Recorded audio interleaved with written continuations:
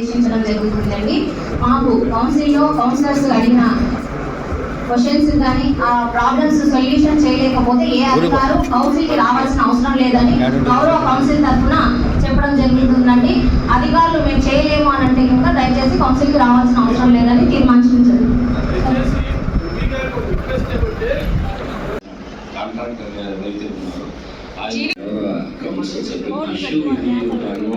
అలాంటి సమాధానాలు చెప్తున్నారంటే కమిషనర్ గా మీరెందుకు చైర్పర్సన్ ఎందుకండి?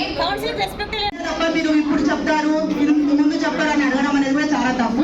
ఇప్పుడు కూడా గౌరవ కౌన్సిల్ మాట్లాడడం కూడా చాలా తప్పు. ఇక్కడ ఆయనతోనే అంత మీరు గౌరవ చైర్పర్సన్ గారితోనే అలా మాట్లాడము. చైర్మన్ తో మాట్లాడే మాటలు అంటే మేము కూడా రాసి మేమంటే మీకు లెక్కలో లేములేండి. కౌన్సిలర్ అంటే చైర్మన్ కూడా మీకు లెక్కలో లేకుండా ఏం చెప్పలేదు. మేమైతే ఎప్పుడే లెక్కలో లేకుండా చేసినారు మాకు. మీరు ఇప్పుడు చైర్మన్ కూడా ఇట్లా మాట్లాడాలి సబబు కాదు.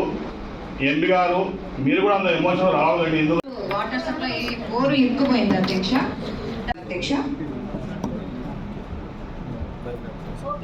ఓకే అండి.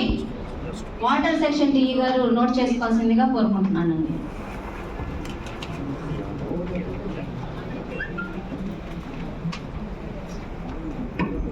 సభకు నమస్కారం.